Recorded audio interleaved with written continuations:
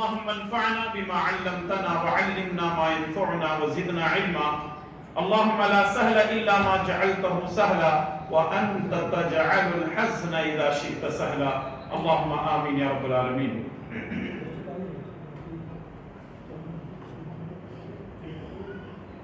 تمام قسم کی تعریفیں اللہ ہی کے لیے لائق و زیبا ہیں،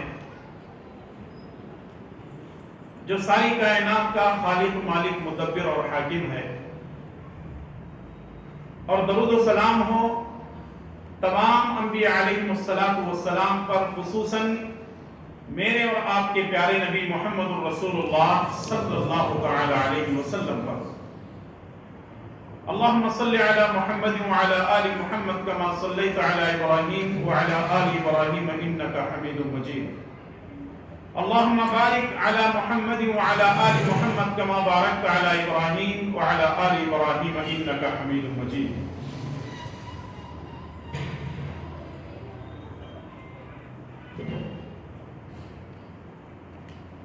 اسٹیج پر تشریف فرما معزز و محترم علماء کرام، ذمہ داران جماعت و جمعیت، بزرگوں، نوجوان ساتھیوں، پردہ نشین خواتین اسلام، مائیں اور بہنیں اور پیارے بچوں،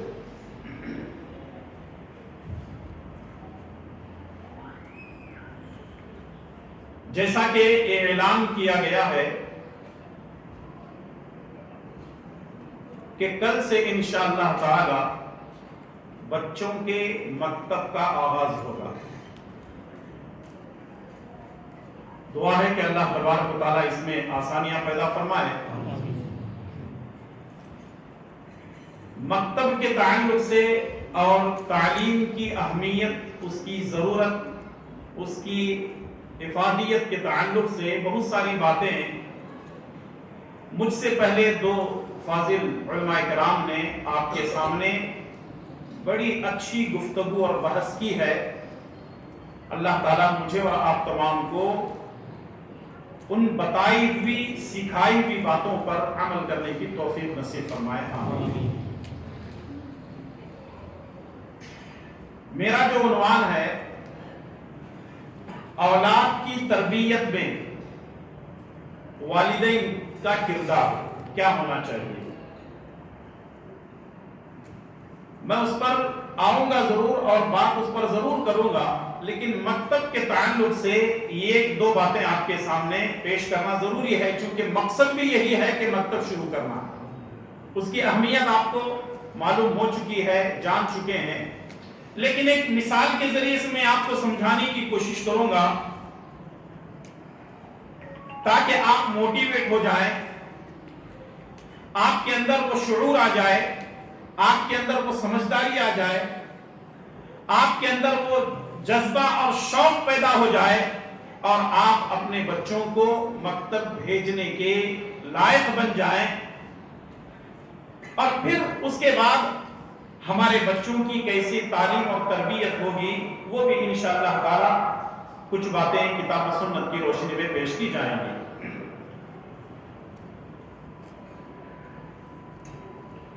میرے سامنے ایک گھڑی ہے. اس گھڑی میں کتنے کانٹے ہیں؟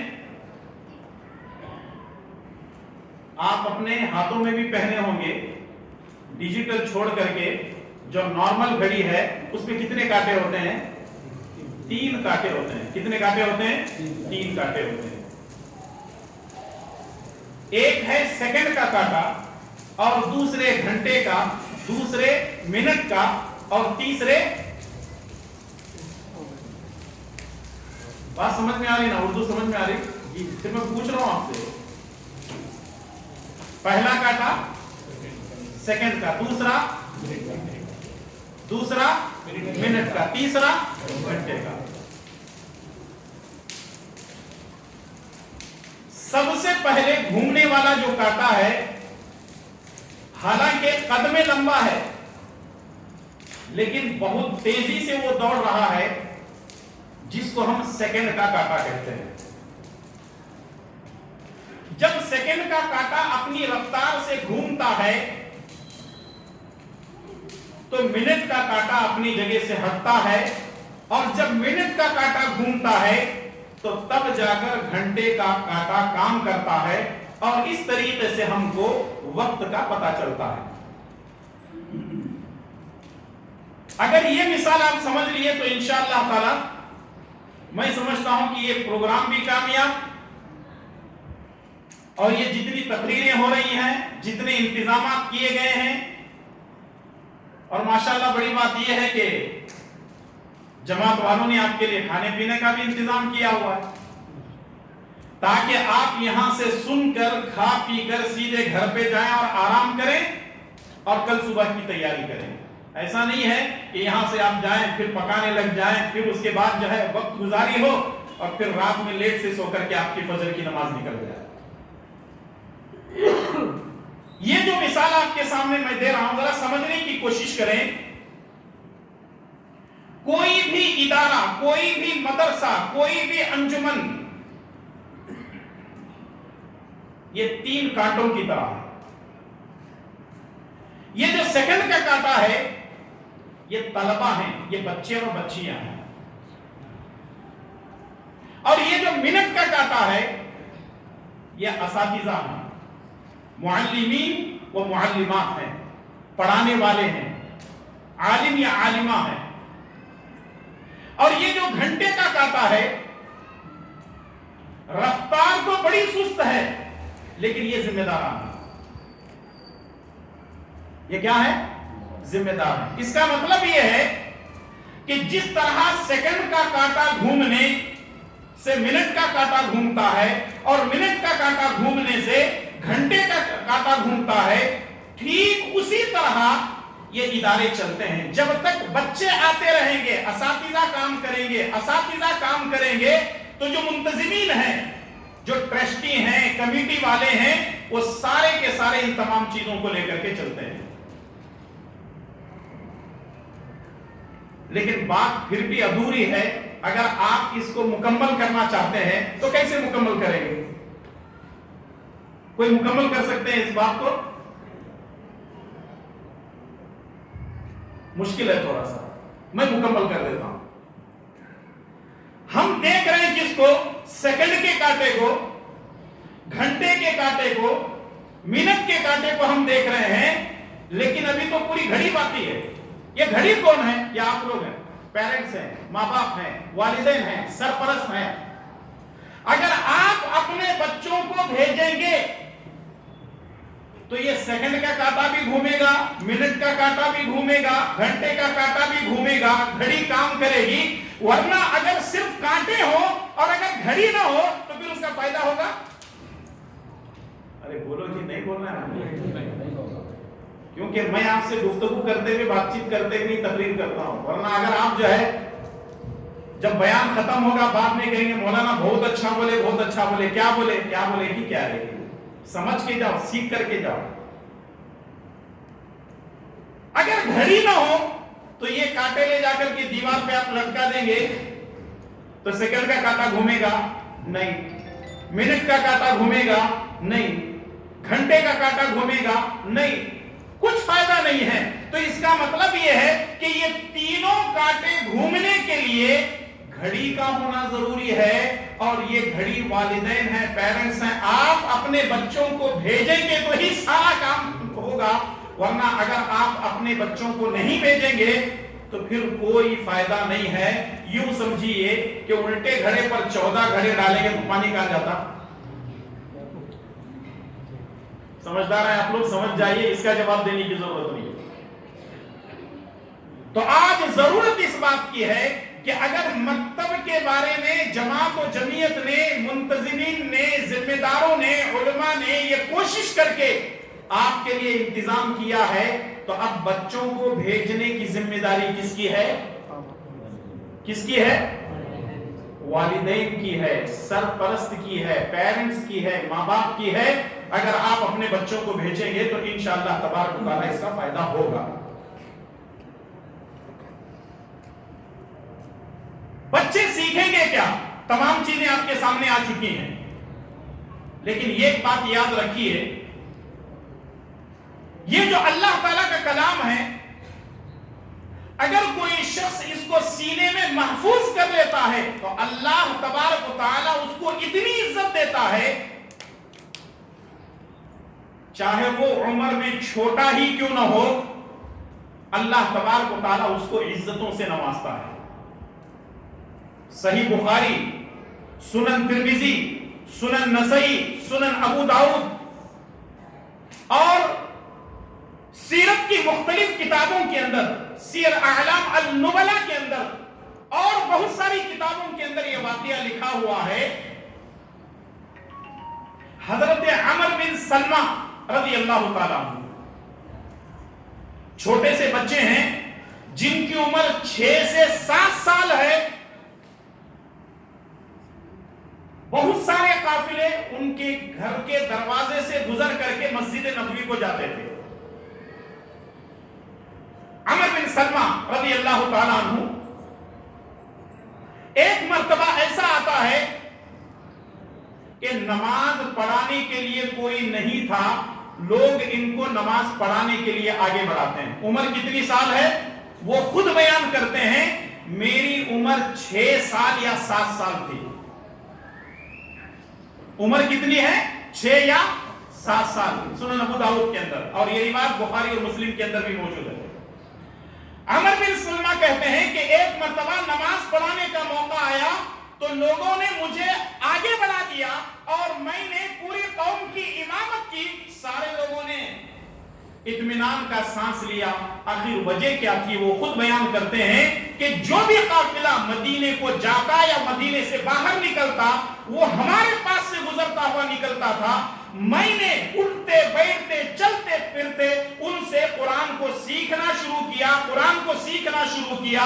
6-7 سال میں حافظ قرآن بن گیا۔ اس کا مطلب یہ ہے کہ 6 یا 7 سال میں بچہ حافظ قرآن، ارے بولو جی، بن سکتا ہے۔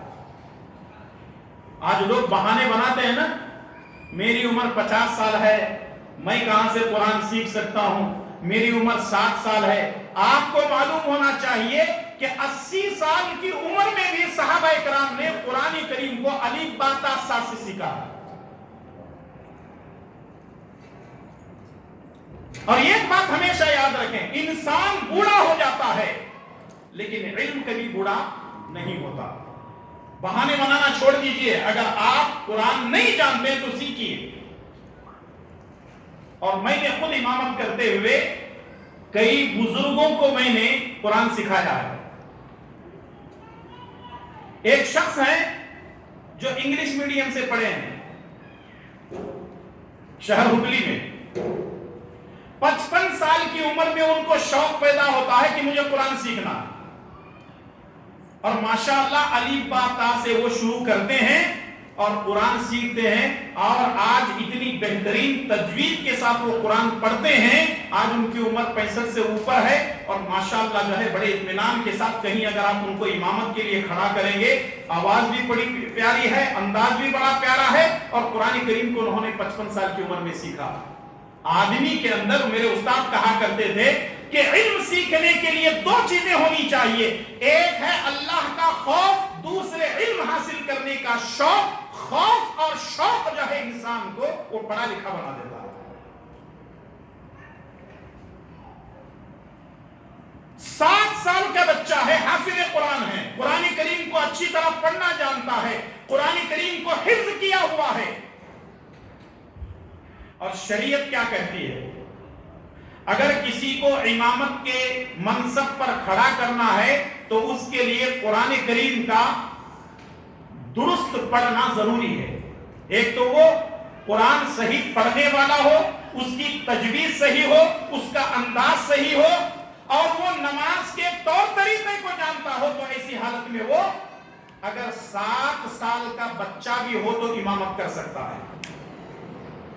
یہ اور بات ہے کہ اس میں کچھ اختلاف پایا جاتا ہے مسلکوں کے تعلق سے، لیکن حافظ ابن حجر اسقلانی رحمۃ اللہ علیہ اور امام نووی رحمۃ اللہ علیہ اور اکثر و بیشتر ائمہ کرام نے کہا کہ اس میں کوئی اختلاف نہیں ہے۔ کچھ لوگوں نے مسلکی معاملے کو سامنے رکھتے ہوئے اختلاف بنا دیا۔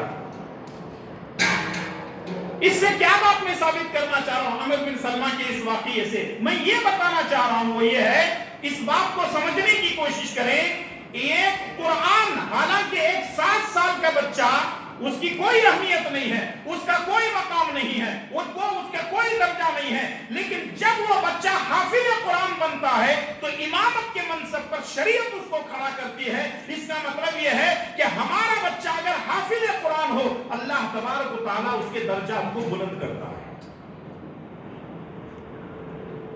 تو کیا آپ یہ نہیں چاہتے کہ آپ کا بچہ عزت والا ہو، درجات والا ہو، عظمت والا ہو، اس کی اہمیت ہو؟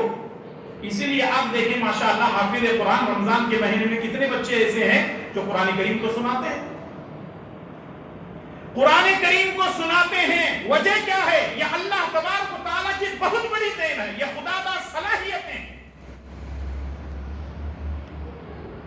اور کچھ لوگ ایسے بچوں پر اعتراض کرتے ہیں کہ ان کو امامت کی جگہ پر کیوں کھڑا کیا گیا ہے، یہ کبھی بھول چوک جاتے ہیں۔ معلوم ہونا چاہیے کہ ایسے لوگ اعتراض کرنے والے، ان کو سورہ فاتحہ تک پڑھنا نہیں آتا۔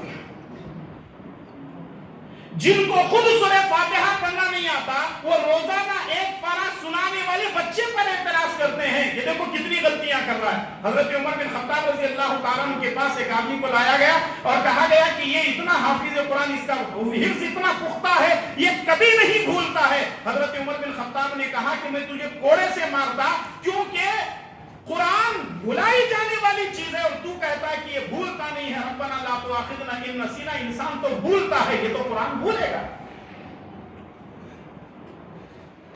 میرے بھائی اور دوستو، مائیں اور بہنیں، سوچیں اور غور کریں، قرآن کی کتنی بڑی عظمت ہے، کتنا بڑا مقام ہے۔ جس کے سینے میں قرآن آ جاتا ہے، اللہ تبارک و تعالیٰ اس کو عزتوں سے نوازتا ہے۔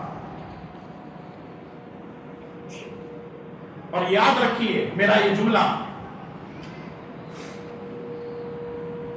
ایک حافظ قرآن وہ دنیا کا سب سے چالاک، ذہین و فطین اور انٹیلیجنٹ ہے، کیونکہ اس کے سینے میں کتنے پارے ہیں؟ اس کے سینے میں کتنے پارے ہیں؟ 30 پارے۔ جب وہ اپنے سینے کے اندر محفوظ رکھا ہوا ہے تو اس سے بڑا ذہین و فطین انٹیلیجنس دنیا کے اندر کوئی نہیں ہو سکتا۔ اور دنیا کی کوئی ایسی کتاب نہیں ہے جس کو لوگوں نے حفظ کیا ہے سوائے قرآن کریم کے۔ توریت اکا دکا حافظ آپ کو ملیں گے، انجیل کا کوئی حافظ آپ کو ملے گا، زبور کا کوئی حافظ ملے گا، یا ویدوں کا کوئی حافظ آپ کو ملے گا، لیکن قرآن کریم کے حافظ آپ کو ہر جگہ ہر مقام پر ملیں گے۔ اگر قرآن کو دنیا والے مٹانا چاہیں مٹا دیں، وہ اوراق میں سے، کاغذوں میں سے، کتابوں میں سے مٹا سکتے ہیں، لیکن وہ قیامت کی صبح تک سینوں میں سے قرآن کریم کو مٹا نہیں سکتے۔ اس لیے قرآن سے اپنا تعلق جوڑیں، اللہ کے کلام سے اپنا تعلق جوڑیں۔ اور مکتب میں تعلیم ہوتی کیا ہے؟ یہی تعلیم ہوتی ہے، بچوں کو یہی تو سکھایا جاتا ہے۔ مکتب کے اندر الف با تا سے بچوں کو شروع کرتے ہیں، پھر اس کے بعد ان کو روزمرہ کی دعائیں سکھائی جاتی ہیں، ان کو وضو کا طریقہ سکھایا جاتا ہے، ان کو نماز کا طریقہ سکھایا جاتا ہے، ان کو توحید کی آیتیں بتائی جاتے ہیں، ان کو شرک کے بارے میں بتایا جاتا ہے، اور یہ سکھایا اور سمجھایا جاتا ہے کہ یہ دین ہے، یہ اصل ہے، یہ شریعت ہے۔ اور مختصر باتیں، یہاں تک کہ آپ کو بڑے بڑے مدرسوں کے اندر وہ تعلیم نہیں ملتی جو بچپن میں تعلیم ہم کو قبر کے سوالات کے جوابات یہی سیکھنے پڑتے ہیں۔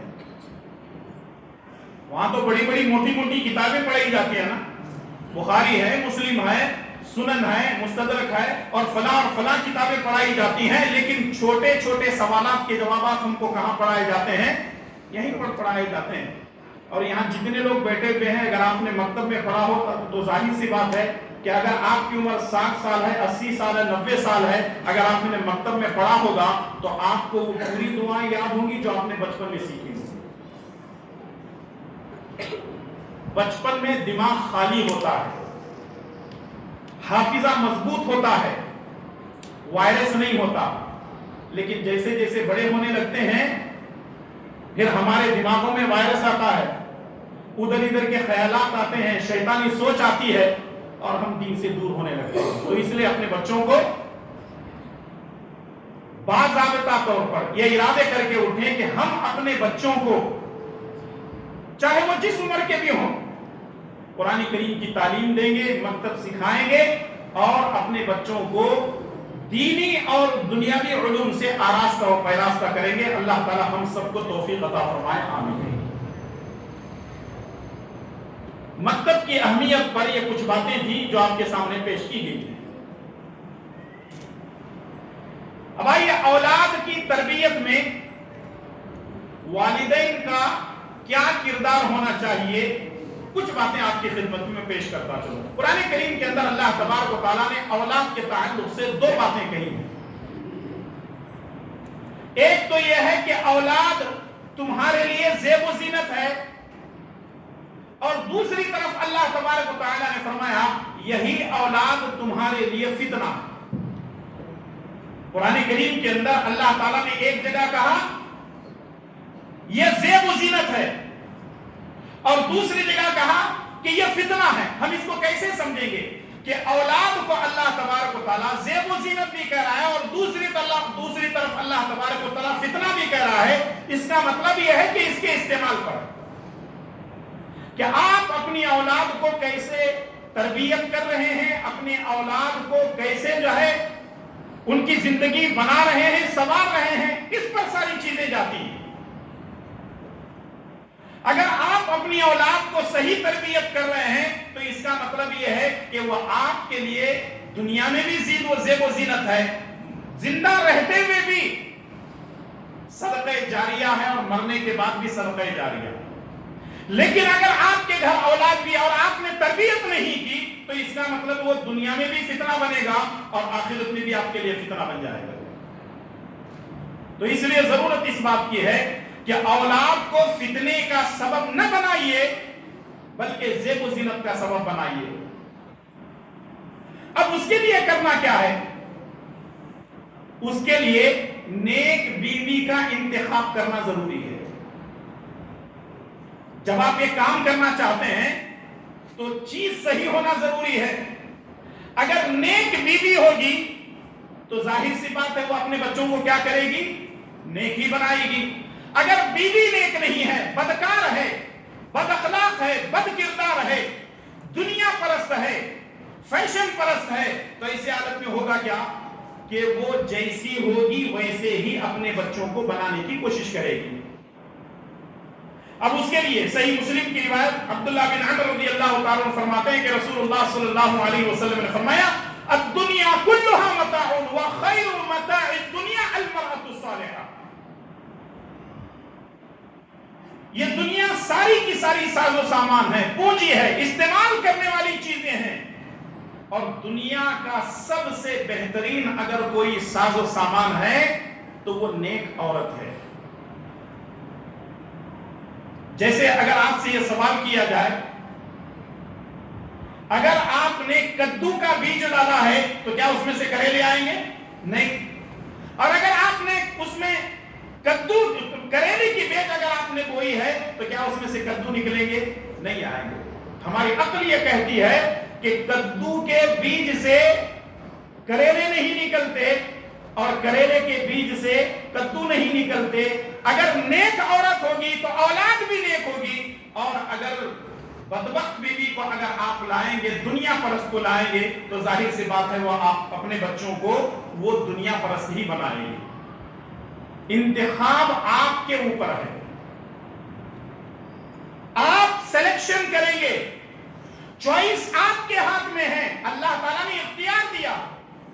اور اسی لیے رسول اللہ صلی اللہ علیہ وسلم نے فرمایا تنکح المرأة لأربع لمالها ولحسبها ولدینها وجمالها، کہ 4 چیزوں کی وجہ سے نکاح کیا جاتا ہے۔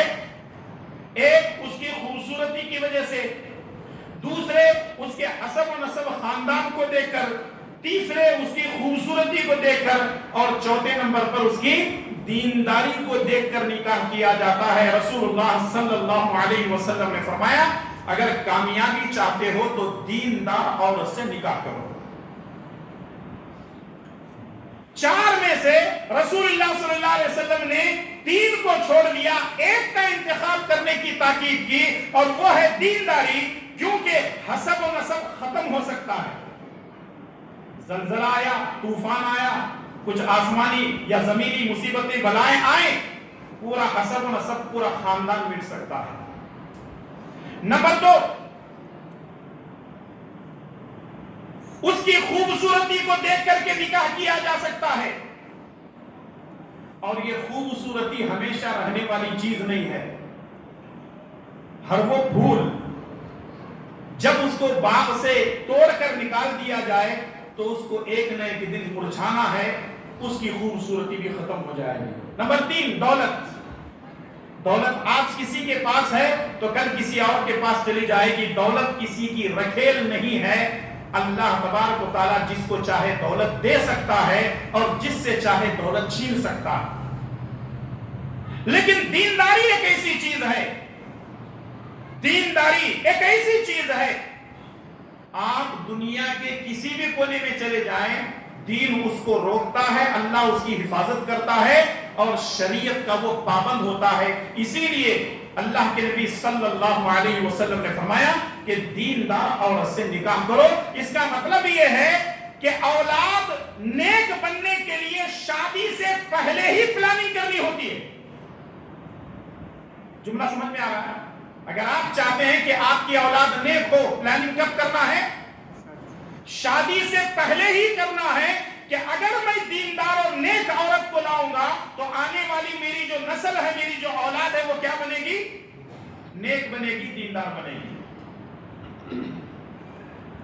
ایک کتاب ہے تربیت الاولاد فی الاسلام، ایک بہت بڑے عرب کے شیخ ہیں، انہوں نے ایک کتاب لکھی ہے.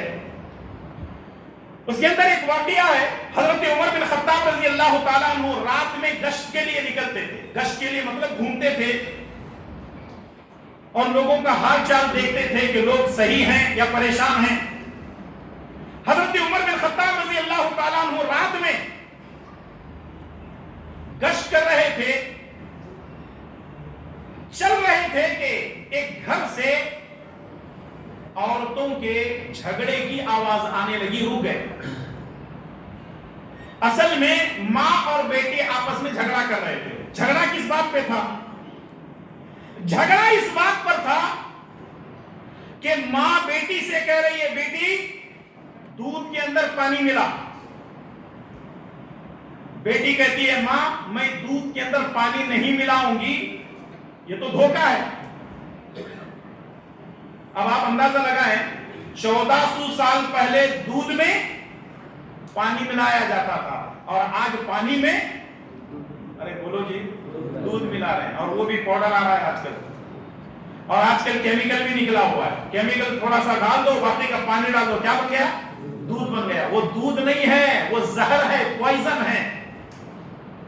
اور یہ زہر پلانے والا انسان کو کوئی جانور نہیں ہے، کوئی الگ مخلوق نہیں ہے، یہ انسان ہی ہے جو انسان کو زہر پلا رہا ہے. عمر بن خطاب رضی اللہ تعالیٰ سن کے کھڑے ہو جاتے ہیں کہ ماں بیٹی سے کہہ رہی ہے، بیٹی دودھ کے اندر پانی ملا دے. بیٹی کہتی ہے کہ اماں میں دودھ کے اندر پانی نہیں ملا سکتی، کیونکہ امیر المومنین عمر بن خطاب نے دودھ کے اندر پانی ملانے سے منع کیا ہے.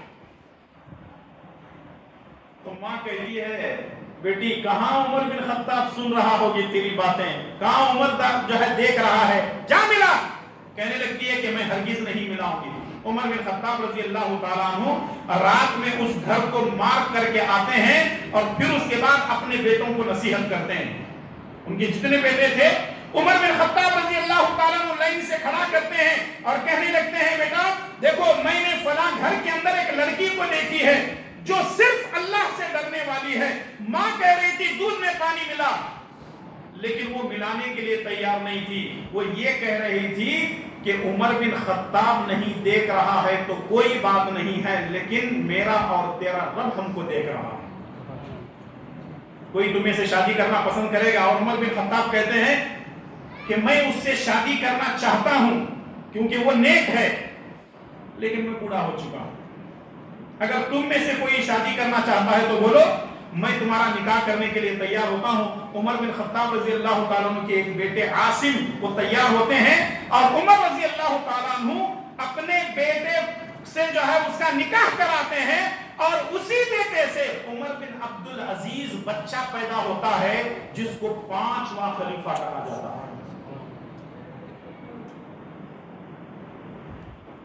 انتخاب صحیح تھا، اولاد بھی صحیح نکلی.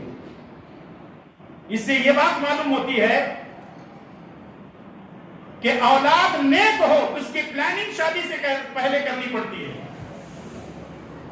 تو کیا شادی سے پہلے یہ انتخاب کرنا پسند کریں گے کہ ہماری بیوی ہونے والی وہ نیک ہو؟ کیا آپ اس کو اہمیت دیں گے، ترجیح دیں گے؟ جی بزرگوں کی طرف سے تو انشاءاللہ نکل رہا ہے، نوجوانہ کیا بھی نہیں بول رہے.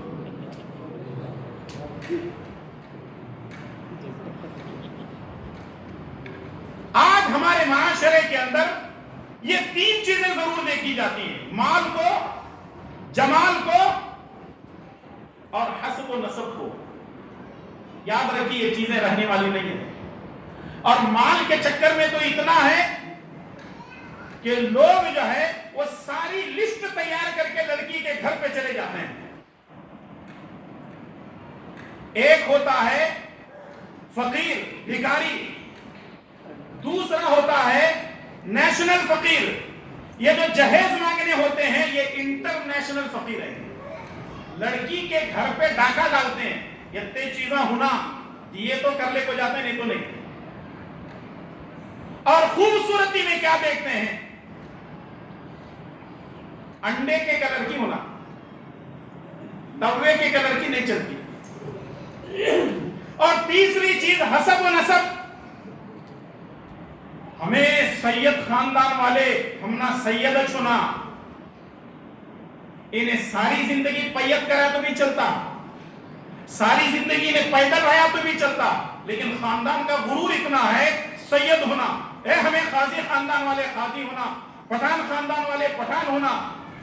معاف کرنا اگر یہ فیملی والے، خاندان والے اگر آپ لوگ ہیں، لیکن یہ چیز چل رہی ہے. شکر ہے اللہ تبارک و تعالیٰ کا یہ بیماری ساؤتھ انڈیا میں نہیں ہے. یہاں علماء بیٹھے ہوئے نارتھ انڈیا کے، ان سے پوچھ لے وہاں یہ چیزیں چلتی ہیں. انصاری ہے تو انصاری لڑکی چاہیے، چودھری ہے تو چودھری چاہیے، قاضی ہے تو قاضی چاہیے، فلاں ہے تو فلاں چاہیے. لیکن پھر بھی کچھ لوگ ہیں اس مرض کے اندر مبتلا ہیں. یاد رکھیے اللہ تبارک و تعالیٰ کے پاس حسب اور نسب نہیں ہے.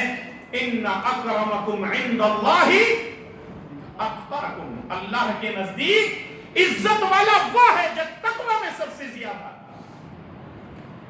چلیے ٹھیک ہے، آپ نے لڑکی کا انتخاب کیا، لیکن لڑکی کا انتخاب کر لینے کے بعد ایک چیز اچھی طرح یاد رکھیں، ذہن میں رکھیں، وہ یہ ہے کہ اولاد کون دیتا ہے؟ اللہ دیتا ہے. اولاد کون دیتا ہے؟ اللہ تبارک و تعالیٰ دیتا ہے. کیسے دیتا ہے؟ اللہ تبارک و تعالیٰ نے سورہ شورى کی آیت نمبر 50 کے اندر بیان فرمایا: للہ ملک السماوات والارض يخلق ما يشاء يهب لمن يشاء إناثا ويهب لمن يشاء الذكور أو يزوجهم ذكرانا وإناثا ويجعل من يشاء عقيما إنه عليم قدير. للہ ملک السماوات والارض، زمین اور آسمان کی بادشاہت اللہ تعالیٰ کے ہاتھ میں ہے. یخلق ما یشاء، وہ جیسا چاہتا ہے ویسا پیدا کرتا ہے. یہب لمن یشاء اناثا، کسی کو لڑکیاں دے دیتا ہے. ویہب لمن یشاء الذکور، کسی کو لڑکے دے دیتا ہے. اور یزوجہم ذکرانا و اناثا، اور کسی کو لڑکے اور لڑکیاں دونوں دے دیتا ہے. ویجعل من یشاء عقیما، اور اللہ تعالیٰ کسی کو بانجھ بنا دیتا ہے. انہ علیم قدیر، بے شک وہ جاننے والا اور قدرت رکھنے والا ہے. چاروں چیزیں اللہ تبارک و تعالیٰ نے بیان کی. चारों चीजें अल्लाह तबारक व तआला ने बयान कर दी। किसी को लड़कियां देता है, किसी को लड़के देता है, किसी को लड़कियां और लड़के दोनों देता है, और किसी को बांझ बना देता है। लेकिन हमारे माशरे के अंदर मसला यह है कि लड़कियां हजम नहीं होती, लड़के हजम हो जाते हैं। आपको मालूम होना चाहिए कि अल्लाह तबारक व तआला ने कुरान करीम के अंदर पहला जिक्र लड़कियों का किया है। इस आयत में जाकर के आप देख लें, यहबु लिमन यशाउ इनासा, अल्लाह किसी को लड़कियां दे देता है। और आप देख लें, अल्लाह तबारक व तआला ने मेरे और आपके प्यारे नबी मुहम्मदुर रसूलुल्लाह सल्लल्लाहु अलैहि वसल्लम को सबसे पहले क्या दिया? अरे बोलो जी, लड़की, बेटी दिया। जब अल्लाह ने लड़की का जिक्र पहले किया, नबी मोहम्मद सल्लल्लाहु अलैहि वसल्लम को भी अल्लाह तबारक व तआला ने लड़की दी है, तो इसका मतलब यह है कि लड़की मनहूस नहीं है, वो अल्लाह तबारक व तआला की एक मखलूक है। अगर औलाद होती है तो ठीक है, अगर औलाद नहीं होती है तो किससे मांगना चाहिए? किससे मांगना चाहिए? और हमारे माशरे के अंदर, मुस्लिम माशरे के अंदर कुछ बाबा लोग भी बैठे हुए हैं। लोग समझते हैं उनके पास जाएंगे तो औलाद होगी। याद रखिए, ये शिर्क है, कुफ्र है। अगर वो मरने से पहले तौबा नहीं करता है तो फिर उसका ठिकाना जहन्नम है। औलाद देने वाली जात अल्लाह तबारक व तआला की है। हजरत इब्राहीम अलैहिस्सलातु वस्सलाम ने औलाद किससे मांगी? अल्लाह से मांगी। हजरत ज़करिया अलैहिस्सलातु वस्सलाम ने औलाद किससे मांगी? अल्लाह से मांगी। और मुहम्मदुर रसूलुल्लाह सल्लल्लाहु अलैहि वसल्लम ने औलाद किससे मांगी? अल्लाह से मांगी। कुरान करीम के अंदर अल्लाह तबारक व तआला ने कुछ दुआएं जिक्र की हैं। रब्बी हबली मिनस सालिहीन, ये बड़ी प्यारी दुआ है। अगर आपको औलाद है तब भी ये दुआ करें, औलाद नहीं है तब भी ये दुआ करें। याद कर लीजिए, दुआ बड़ी छोटी और बड़ी मुख्तसर है। रब्बी हबली मिनस सालिहीन। और दूसरी दुआ है, रब्बी हबली मिन लदुनका ज़ुर्रियतन तय्यिबा, रब्बी हबली मिन लदुनका ज़ुर्रियतन तय्यिबा इन्नका समीउद दुआ। और इसके अलावा भी अहले इल्म ने कहा कि अगर किसी को औलाद नहीं है तो वो ज्यादा से ज्यादा इस्तिग़फ़ार करता है, हो सकता है कि अल्लाह तबारक व तआला उसको औलाद दे दे। ठीक है, लड़का और लड़की दोनों को पसंद करना चाहिए। ये नहीं है कि सिर्फ लड़का हो तो पसंद कर लिया और लड़की हो तो हमने पसंद नहीं किया। चलिए, हमारे घर में औलाद हो गई, अब करना क्या? हमारे घर में अगर औलाद हो गई है तो सबसे पहले उसको अजान देंगे उसके कान में। अब यहां अहले इल्म के दरमियान इख्तिलाफ है, आया अजान और इकामत दोनों दे सकते हैं? बाज़ अहले इल्म ने कहा कि दोनों नहीं। दूसरे चीज जो है अहले इल्म ने कही है कि सिर्फ अजान है, इकामत नहीं। हालांकि जितने अजान और इकामत पर दुआएं हैं, अजान का बच्चे की पैदाइश पर अजान और इकामत के बारे में जितनी हदीसें हैं वो सारी की सारी सनद के एतबार से ज़ईफ हैं। लेकिन जिन्होंने सुनन तिर्मिज़ी की शरह की है, साहिब तुहफ़तुल अहवज़ी, उन्होंने कहा है, मौलाना उबैदुल्लाह मुबारकपुरी रहमतुल्लाह अलैह ने, अहादीस अजान और इकामत की ज़ईफ जरूर है। बच्चा पैदा होने पर उसके कान में जो अजान और इकामत दी जाती है ज़ईफ जरूर है, लेकिन उम्मत का एक अमल सिलसिलावार चला आ रहा है, इसलिए अगर अजान दी जाती है तो कोई हर्ज नहीं है। कम से कम क्या होना चाहिए? उसके कान में पैदा होने के बाद अजान उसके कानों में अल्लाहु अकबर की आवाज पहुंचनी। फिर उसके बाद दूसरा काम तहनीक हो। तहनीक किसको कहते हैं? किसी नेक नमाजी दीनदार अल्लाह वाले मुत्तकी परहेजगार इंसान के जरिए से तहनीक करवाई जाए। खजूर का छोटा सा टुकड़ा अपने मुंह में रख करके चबाएं और बिस्मिल्लाह कहते हुए बच्चे को चकाएं। और तीसरी चीज यह है कि 7वें दिन अकीका किया जाए। 7वें दिन अकीका किया जाए। ये प्यारे नबी जनाब मोहम्मद रसूलुल्लाह सल्लल्लाहु अलैहि वसल्लम की सुन्नत है। लेकिन हमारे माशरे में अकीका नहीं किया जाता, लेकिन छट्टी और छिल्ला छोड़ते नहीं। مسلمان دین سے دور ہونے لگے، جب مسلمانوں کے اندر جو ہے شعور، دینی شعور ختم ہونے لگا، تو نتیجہ یہ ہے کہ انہوں نے رسم و رواج کو دین سمجھ لیا ہے۔ یاد رکھیے، چھٹی اور چھلا سنت نہیں ہے، یہ رسم و رواج ہے۔ سنت کیا ہے بچے کا؟ اگر وہ لڑکا ہے تو 2 جانور، 2 دمبا، 2 بکرے، اور اگر لڑکی ہے تو 1۔ اور اگر اتنی طاقت نہیں ہے لڑکے کے لیے 2 دمبا اگر آپ ذبح نہیں کر سکتے ہیں تو کم سے کم 1 ذبح کر سکتے ہیں، جو پیارے نبی جناب محمد رسول اللہ صلی اللہ علیہ وسلم نے اس کی اجازت کی ہے۔ ٹھیک ہے، اب بچے کا نام کیا رکھیں گے؟ یہ والدین کی ذمہ داریاں ہیں ساری کی ساری۔ تربیت کیسے کرنا ہے وہ باتیں بھی آتی ہیں۔ بچے کا نام کیا رکھیں گے؟ اور آج کل ہمارے یہاں ناموں کے بارے میں لوگ بیچارے اتنے پریشان ہیں۔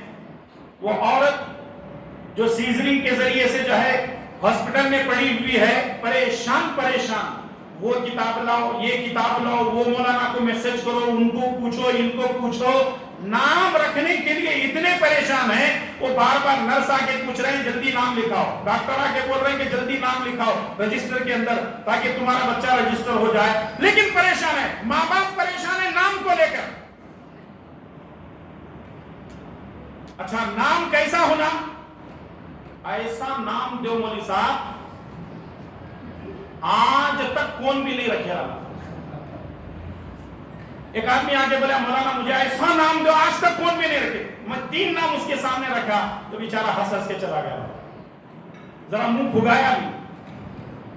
بولو مولوی صاحب، مولا آج تک کون بھی نہیں رکھے، رکھتے کیا؟ بولو۔ پہلا نام شیطان۔ ارے کیسا بول رہے ہیں؟ اچھا دوسرا نام بھی ہونا، فرعون رکھو۔ ارے قرآن میں ہے بھائی۔ ہاں، تیسرا نام کون سا ہے؟ حیوان رکھو۔ یعنی لوگوں کو ناموں کی ایسی لت پڑی ہوئی ہے، ابو بکر نام ان کو اچھا نہیں لگتا، عمر نام اچھا نہیں لگتا، عثمان اور علی اچھا نہیں لگتا، طلحہ و زبیر ان کو اچھا نہیں لگتا، عبد الرحمن عبداللہ ان کو نام اچھا نام بولو، ان سے اچھا کوئی ہو سکتا ہے؟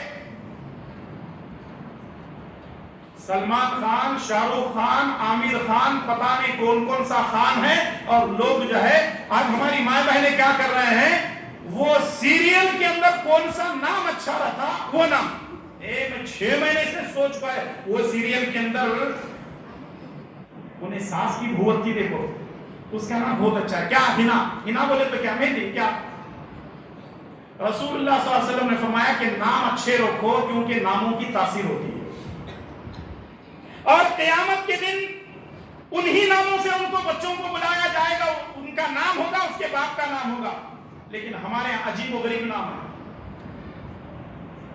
ایک بچی کا نام کسی نے رکھا ابتر، بولا یہ کون سا نام؟ نہیں وہ قرآن کے اندر ہے نا، ان نشانیہ کا هو الابتر۔ ایک جگہ نام میں نے دیکھا الذین، بولے کیا؟ نہیں قرآن کریم کے اندر موجود ہے الذین یؤمنون بالغیب۔ کسی نے رکھا آیت، کسی نے رکھا ثانیہ، پتہ نہیں کیا کیا نام رکھ رہے ہیں، اور ناموں کی چکر میں ایک ایک 2 نہیں۔ میں گھر پہ گیا، پوچھا نام کیا؟ ندا، نورین، کوثر۔ بچی ایک ہے، نام 3 ہے۔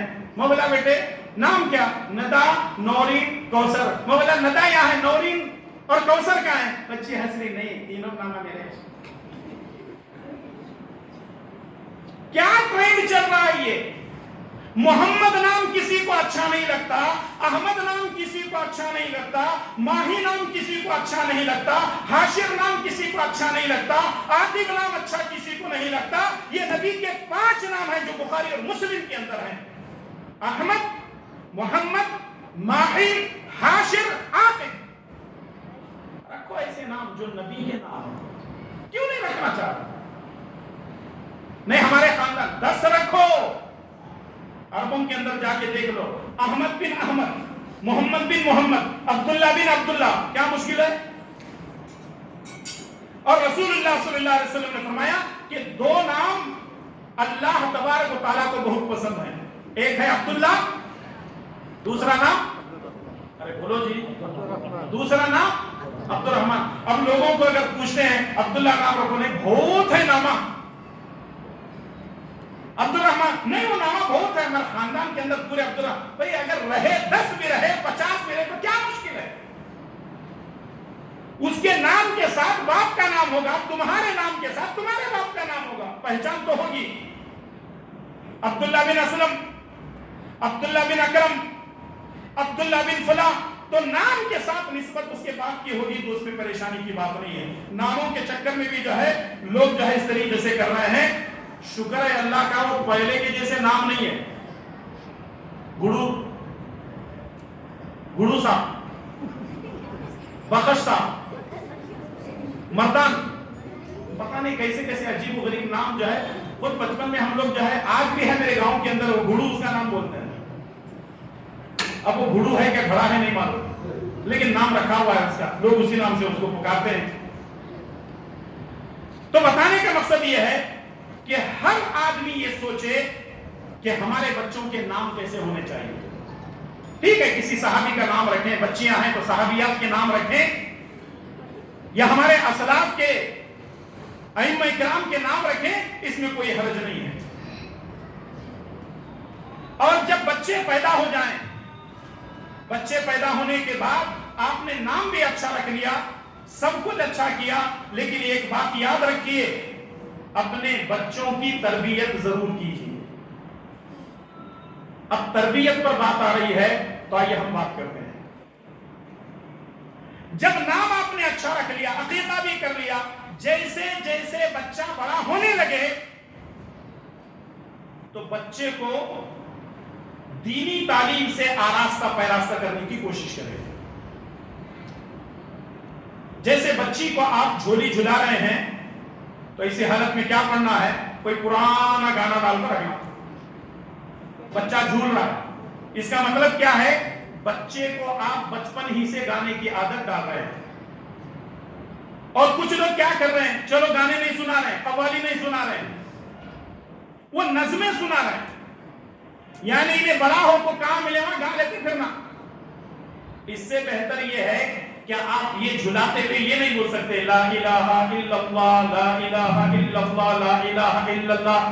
ذکر کا ذکر بھی ہو گیا, اور پھر بچہ جب اس کے ذہن و دماغ میں وہ چیز کیا بیٹھے گی, لا الہ الا اللہ, کہ اللہ کے سوا کوئی معبود حقیقی نہیں.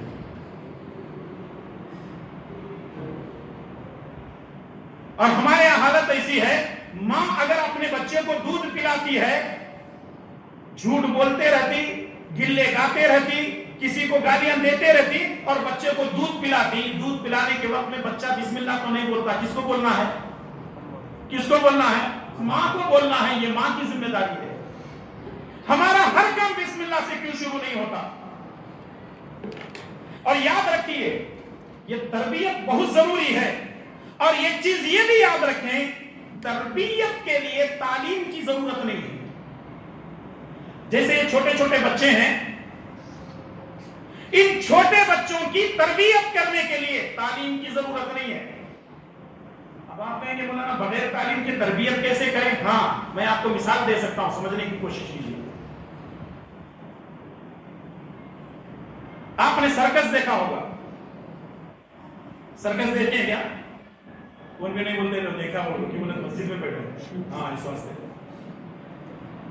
سرکس دیکھیں آپ. سرکس کے اندر مختلف جانور اور پرندے آ کر اپنا اپنا کرتب دکھاتے ہیں.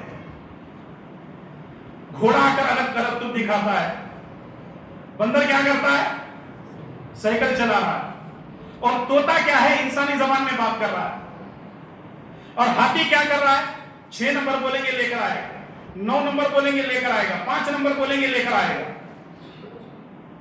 اسی طریقے سے جیسے کتا وغیرہ ہے, اگر اس کو بھی کچھ کام کرنے کے لیے دیں گے تو کتا بھی اپنا کام کرے گا. یعنی ایک جانور, ذرا غور کریں میری بات پر, ایک جانور جو سرکس میں ان کو سکھا کر کے ٹریننگ دے کر کے لاتے ہیں, اور وہی جو چرندے پرندے ہیں یا جانور ہیں وہ اپنا اپنا جو ہے کرتب کر کے دکھاتے ہیں. ایک انسان ان کا ماسٹر ہوتا ہے, ایک ماسٹر, ایک استاد जानवरों की, परिंदों की तरबियत करता है तो वह अपना करतूत दिखाते हैं। सवाल यह है, क्या हाथी ने इंजीनियरिंग किया हुआ है? क्या घोड़े ने एसएसएलसी या पीयूसी पास किया हुआ है? या बंदर ने जो है कोई रियाजियात की किताबें पढ़ी हुई हैं? या तोते ने और फला ने जो है कोई किताबें पढ़ी हुई? नहीं, ये तरबियत का नतीजा है। जब एक इंसान जानवर की, परिंदे की तरबियत करने पर करतूत दिखा सकता है, हम तो इंसान हैं, तो क्या हम अपने बच्चे की तरबियत नहीं कर सकते? कर सकते हैं कि नहीं कर सकते? छोटी सी मिसाल ले लो। मिसाल के तौर पर आम तौर पे बच्चों को देखो, अगर उनको पीने के वास्ते कौन सी भी चीज दो तो वो फौरन क्या करते हैं? लेंगे दावे हाथ से और पिएंगे भी दावे हाथ से। अब वो बायां हाथ बोले तो तुम्हारा समझ में नहीं आता, दाया बाया, सीधा दामा, ये जल्दी समझ में आता है क्योंकि दखली है ना हम लोग। अब बच्चा क्या करता है? फौरन दावे हाथ से लेकर के पीना शुरू कर देता है। और आपको मालूम होना चाहिए कि शैतान बच्चों पर पूरे काम करता है। जैसे एक मर्तबा रसूलुल्लाह सल्लल्लाहु अलैहि वसल्लम दस्तरखान पर खाना खा रहे थे। एक बच्चे ने अपना दावा हाथ डाल करके दस्तरखान में से कोई चीज उठाने की कोशिश की। नबी सल्लल्लाहु अलैहि वसल्लम ने उसके हाथ को पकड़ लिया और फरमाया कि मेरे हाथ में शैतान का हाथ है। इसका मतलब उसको ये चीज करने पर मजबूर कौन कर रहा था? शैतान कर रहा था। बच्चे आमतौर पर वो जो है बाएं हाथ से खाते हैं और बाएं हाथ से पीने की कोशिश करते हैं। अब तरबियत का तरीका क्या होना चाहिए? मां बाएं हाथ में कभी भी कोई चीज न दे। बाप हो, मां हो, भाई हो, बहन हो, खाला हो, फूफी हो, चाचा हो, मामू हो, कोई भी चीज अगर आप बच्चे को दे रहे हैं तो कौन से हाथ से देंगे? देंगे सीधे हाथ से। और बच्चा लेगा भी कौन से? सीधे हाथ में लेगा। अगर बाएं हाथ से आप देंगे तो ये गलत होगा, ये तरबियत का अंदाज ही गलत होगा। अगर आप बच्चे को कोई पैसा दे रहे हैं, कोई खाने पीने की चीज दे रहे हैं, कोई किताब दे रहे हैं, कोई टुवाल दे रहे हैं, कोई कपड़े दे रहे हैं, पहनने के वक्त में सीधा पैर, पहनने के वक्त में सीधा हाथ, लेने के वक्त में सीधा हाथ, देने के वक्त में सीधा हाथ, खाने के वक्त में सीधा हाथ, पीने के वक्त में सीधा हाथ। जब आप हर काम दाएं जानी से, सीधे जानी से करेंगे तो वो बच्चे की आदत मरते दम तक रहेगी। लेकिन अगर आप यहां तरबियत नहीं करेंगे, 20 साल होने के बाद बोलेंगे क्या तू सीधे हाथ से पहनता नहीं, सीधे पांव से पहनता नहीं? अम्मा बहुत बोल रहे तो तुम्हें, बाबा आजकल हर बात पे तुम्हें टोक रहे हैं तो, रोक रहे हैं तो, बेटा ऐसा बोलना शुरू करता है। जब लोहा गर्म है तो उसको सीधा कर लो। जब ये 20 साल का हो जाए तो आपकी बात हरगिज नहीं मानेगा। तरबियत बचपन में होनी चाहिए। कुछ लोग हमारे पास आते हैं मौलवियों के पास, क्या मौलाना हमारा बेटा हमारी बात नहीं मानता। क्यों नहीं मानता भाई? क्यों नहीं मानता? कसूर उस बच्चे का नहीं है, कसूर आपकी तरबियत का। और कुछ लोग ये बोलते हैं मेरी बेटी भाग को चलेगी, दुआ करो। अरे मौलवी की दुआ करने से तुम्हारी बेटी भाग को वापस आती? ऐसा नहीं हो सकता। तरबियत का नतीजा है। तरबियत सही होगी तो औलाद भी सही होगी। तरबियत, और कभी कभी ऐसा होता है दामे हाथ से अगर बच्चा पी रहा है, अगर हम बोलेंगे सीधे हाथ से पी तो कुछ लोग बड़े एतराज करते हैं, अभी बच्चा है जाने दो। हाँ ठीक है, बड़ा होने के बाद परंपर खूंटा मार को जाता हूं।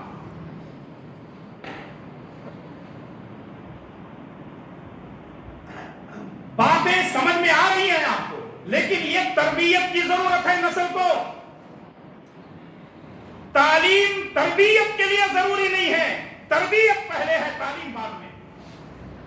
लेकिन जब बड़े होंगे उसके बाद तालीम खुद को खुद आ जाएगी और वो तरबियत के मामले में बिल्कुल जो है कामयाब रहेंगे, क्योंकि उनको बचपन ही से उनकी तरबियत की गई। इसीलिए रसूलुल्लाह सल्लल्लाहु अलैहि वसल्लम ने फरमाया अकरिमु औलादकुम व अहसिनु अदबहुम। अपनी औलाद का ख्याल रखो और उनको अच्छे आदाब सिखाओ। ये माँ बाप की जिम्मेदारी है, आदाब सिखाना, अखलाक सिखाना। कैसे? मिसाल के तौर पर कोई घर के अंदर आए, تو سب سے پہلے کیا بولنا؟ کون تمہیں؟ کہاں سے ہے؟ کون ہونا تھا تم؟ نہیں. اگر کوئی دروازے پہ آئے، اگر سامنے والے سلام کرے تو ٹھیک ہے، نہیں السلام علیکم چچا، السلام علیکم بھیا، السلام علیکم انکل. پھر اس کے بعد وہ خود ہی بولے گا ابا ہیں کیا، امی ہیں کیا، یا بھائی ہے کیا، فلاں ہے کیا. پھر اس کے بعد ان کو بٹھاؤ.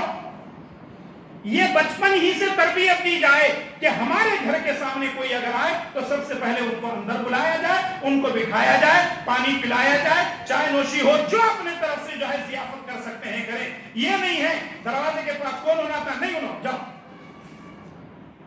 کہاں تربیت کر رہے ہیں آپ؟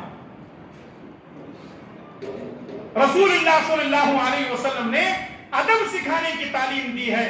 رسول اللہ صلی اللہ علیہ وسلم نے اخلاق سکھانے کی تعلیم دی ہے. رسول اللہ صلی اللہ علیہ وسلم کے سامنے ایک عورت اپنے بچے کو بلا رہی تھی. ایک عورت کیا کر رہی تھی؟ اپنے بچے کو بلا رہی تھی. بچہ نہیں آ رہا تو عورت جو ہے مٹھی بند کرتی ہے اور کہنے لگتی ہے بیٹا آ جا میں کھجور دیتی ہوں. بچہ دوڑ کر کے آیا، لیکن وہ عورت بچے کو اپنے بغل میں لے لی اور نکل پڑی. نبی صلی اللہ علیہ وسلم نے فرمایا ماں ادھر آ، تیرے ہاتھ میں کھجور ہے؟ بولے نہیں. تو نبی صلی اللہ علیہ وسلم نے فرمایا تو نے دو غلط کام کیے ہیں. ایک تو یہ ہے کہ تو نے جھوٹ بولا اور دوسرا یہ ہے کہ تو نے بچے کو دھوکہ دیا. اب جھوٹ بھی بول رہی ہے اور دھوکہ بھی دے رہی ہے. نبی صلی اللہ علیہ وسلم اس عورت کو منع کر رہے ہیں. اور ہمارے یہاں ایسا ہے 40 لوگوں کو ٹوپی ڈال کو گھر میں آ کو بابا بیٹھتا، باہر سے ایک آدمی آ کو پوچھتا ابا ہے کیا، سیدھا بیٹا گھر کے اندر جاتا ابا کون کی بلانے تمنا، کون فلاں صاحب. وہ دکان کے بازو ہوتے دیکھو انہوں ایسے بولے جا کو بول ابا نہیں کہتے. تو بیٹا گھر کے پاس آ کر کے بولتا ابا نہیں کہتے. انہیں سامنے والا پوچھتا کون بولے، بولے ابا بول دو. آج ہماری حالت ایسی ہے کہ ہم بچوں کو کون سی تعلیم دے رہے ہیں؟ جھوٹ کی تعلیم دے رہے ہیں. بچوں کو جھوٹ ہم سکھا رہے ہیں. کبھی کبھی ماں کا، بھائی کا، بہن کا یا کسی رشتہ دار کا فون آتا، بیٹا اٹھاتا ہلو کون بات کر رہے ہیں؟ بیٹے میں تمہاری فلاں آنٹی بات کر رہی ہوں، تمہاری خالہ بات کر رہی ہوں. تو اماں آئی اس کا کان میں، اماں سوئی کر کو بول، جبکہ انہیں زندگی چل دی. لیکن بچے کو کیا سکھا رہی ہے؟ جھوٹ سکھا رہی ہے. میرے بھائی اور دوستو یہ تربیت کا طریقہ نہیں ہے. بظاہر تو آپ لوگوں کو میری باتوں سے ہنسی آ رہی ہے، لیکن سوچیں یہ حقیقت ہے یا بناوٹی باتیں؟ کیا کہیں گے آپ؟ جی حقیقت ہے. ہمارے گھروں کے اندر یہ ساری چیزیں ہو رہی ہیں. ضرورت اس بات کی ہے کہ ہم اپنے بچوں کو سکھائیں. صحیح بخاری اور صحیح مسلم کی روایت ہے، عمر بن ابی سلمہ رضی اللہ تعالیٰ عنہ فرماتے ہیں کہ میں ایک مرتبہ رسول اللہ صلی اللہ علیہ وسلم کے ساتھ دسترخوان پہ بیٹھا ہوا تھا اور میں ایسے ہی لے کر کے کھانا شروع کیا تو نبی کریم صلی اللہ علیہ وسلم نے میرا ہاتھ روکا اور آپ صلی اللہ علیہ وسلم نے فرمایا یا غلام سم اللہ، اے بچے بسم اللہ پڑھ، وَكُلْ بِيَمِينِكَ، اپنے داہنے ہاتھ سے سیدھے ہاتھ سے کھا، وَكُلْ مِمَّا يَلِيكَ، جو تیرے سامنے ہے اس میں سے کھا. نبی صلی اللہ علیہ وسلم نے کتنی باتیں بچے کو سکھائی؟ کتنی باتیں؟ 3 باتیں. پہلی چیز بسم اللہ بول کر کے کھا. دوسری چیز اپنے داہنے ہاتھ سے کھا. تیسری چیز اپنے سامنے سے کھا. بچے کبھی کبھی کیا کرتے ہیں، وہ کھانے کی بچے تو بچے ہی ہوتے ہیں، لالچ ان کے اندر ہوتی ہے، کوئی چیز اچھی مل جائے تو بار بار لے کر کے کھاتے ہیں. کبھی کبھی ادھر سے ہاتھ ڈال کر کے لیتے ہیں. تو نبی صلی اللہ علیہ وسلم نے فرمایا کہ اپنے سامنے سے کھا. اور ویسے بھی چھوٹوں کے لیے بڑوں کے لیے نصیحت یہ ہے، اللہ کے نبی صلی اللہ علیہ وسلم نے مل کر کے کھانے کا حکم دیا. عربوں کے اندر آج بھی وہ چیز موجود ہے، گھر کے سارے افراد مل کر کے کھاتے ہیں. ہمارے یہاں کیا ہے، سب کے لیے الگ الگ پلیٹ، سب کے لیے الگ الگ گلاس، سب کے لیے الگ الگ کٹورے. ایک صحابی رسول اللہ صلی اللہ علیہ وسلم کے پاس آئے اور کہنے لگے کننا ناکل ولا نشبع، کہ ہم کھاتے تو ہیں لیکن ہمارا پیٹ نہیں بھرتا، ہم سیراب نہیں ہوتے ہیں۔ نبی صلی اللہ علیہ وسلم نے پوچھا تم ایک ساتھ کھاتے ہو یا الگ الگ کھاتے ہو؟ کہا اللہ کے نبی ہم الگ الگ کھاتے ہیں۔ تو نبی کریم صلی اللہ علیہ وسلم نے فرمایا کہ سب مل کر کے اکٹھے کھاؤ، اللہ تبارک و تعالیٰ برکت بھی دے گا اور تمہارے پیٹ بھی بھر جائے گا۔ اور اگر آپ چاہتے ہیں کہ آپ کی روزی میں برکت ہو، گھر والے سارے اکٹھے ہو کر کے کھائیں، اس میں برکت ہے، کیونکہ فرمان کس کا ہے؟ محمد الرسول اللہ صلی اللہ علیہ وسلم کا ہے۔ اور صحیح مسلم کی ایک اور روایت، ابن عمر فرماتے ہیں رسول اللہ صلی اللہ علیہ وسلم نے ارشاد فرمایا اذا اکل احدکم فلیاکل بیمینہ، اگر کوئی کھانا چاہے تو اس کو چاہیے کہ وہ اپنے داہنے ہاتھ سے کھائے، وَإِذَا شَرِبَ فَلْيَشْرِبْ بِيَمِينِهِ، اور اگر پینا چاہے تو اپنے داہنے ہاتھ سے پیے، فَإِنَّ الشَّيْطَانَ يَأْكُلُ بِشِمَالِهِ وَيَشْرَبُ بِشِمَالِهِ، کیونکہ شیطان اپنے دائیں ہاتھ سے کھاتا ہے اور دائیں ہاتھ سے پیتا ہے۔ ساری باتیں ہم کو معلوم ہے، پھر بھی ہم سمجھنے کے لیے تیار ہیں۔ اور کبھی کبھی ہوتا ایسا ہے، ہماری ماؤں کا دماغ دیکھیں، اپنی ماں بہنوں کو پروگراموں میں ضرور لے کر، چاہے وہ ہفتہ واری پروگرام ہو، چاہے وہ جمعہ کا ہو، چاہے وہ ماہانہ پروگرام ہو، ضرور لے کر جائیں، کیونکہ ان کی تربیت وہاں پہ ہوتی ہے۔ کیونکہ ہمارے لیے عورتوں کو تعلیم و تربیت کا کوئی سسٹم ہمارے معاشرے میں ہے کیا؟ نہیں ہے، تو اس لیے ان پروگراموں میں لائیں گے تو یہاں ان کی تربیت ہوتی ہے۔ اور اگر آپ کے پاس معلمین معلمات ہیں، یعنی ایسی خواتین ہیں جو دین کے بارے میں جانکاری رکھتی ہیں، ہفتے میں ایک گھر کوئی جو ہے منتخب کرنے اور وہاں پر ان کو جو ہے پروگرام کرنے کی اجازت دیں، یا ماشاءاللہ ہمارے پاس آپ کی مسجد میں بہت ہی سلجھے ہوئے عالم دین موجود ہیں، ان کے ذریعے سے بھی آپ خدمت لے سکتے ہیں، ہفتہ واری کہیں پروگرام کسی کے گھر میں کر سکتے ہیں، الگ الگ محلے میں کر سکتے ہیں۔ اس سے کیا ہوگا؟ شعور پیدا ہوگا، اور اس طریقے سے جو ہے ہمارے بچے آگے بڑھیں گے۔